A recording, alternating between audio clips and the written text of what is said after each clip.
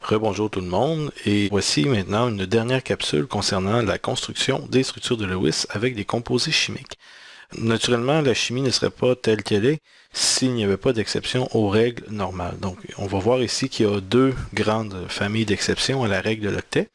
La première, le premier cas, serait un cas de déficit électronique. Ces exceptions vont toucher les composés qui n'ont pas assez d'électrons pour compléter l'octet autour de l'atome central. Bon, premièrement, les éléments qui peuvent être touchés par cette règle, entre autres les éléments du groupe 2A, surtout l'atome de beryllium, qui lui devra tolérer 4 électrons autour de lui-même au lieu d'en avoir 8.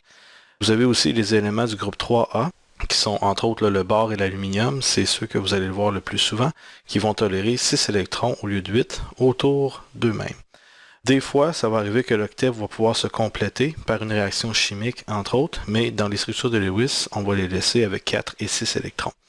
Des exemples de composés, vous avez du BeH2, du AlCl3, du BH3. En fait, il y a vraiment là plusieurs composés qui sont possibles, en autant qu'il y ait le nombre d'atomes qui sont requis autour de l'atome central.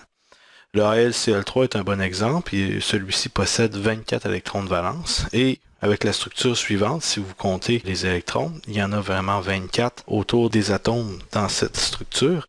Donc, comme vous pouvez voir, l'aluminium a 3 liaisons, donc 6 électrons autour de lui-même, et l'octet n'est pas complété, c'est donc une exception à la règle de l'octet, puisqu'il va pouvoir survivre de cette façon-là. Donc, le AlCl3 a cette structure et elle est bonne. Ça, c'est la première famille d'exceptions.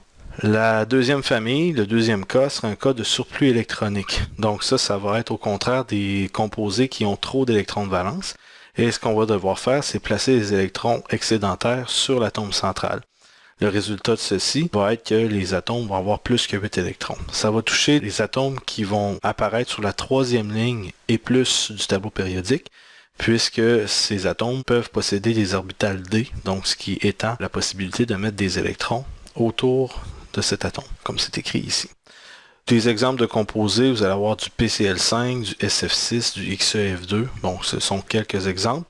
Le PCl5, lui, va posséder 40 électrons de valence. Donc, ce qui va arriver, c'est qu'il va avoir une structure qui va ressembler à ceci.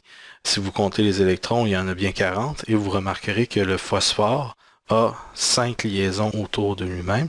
Et il faut survivre comme ça, là, ça va donner éventuellement une géométrie qui va être en lien avec ces 5 liaisons-là, ce qu'on va voir au prochain chapitre. Mais pour l'instant, pour ce qui est des structures de Lewis, cette structure est bonne et vous pouvez la considérer comme telle.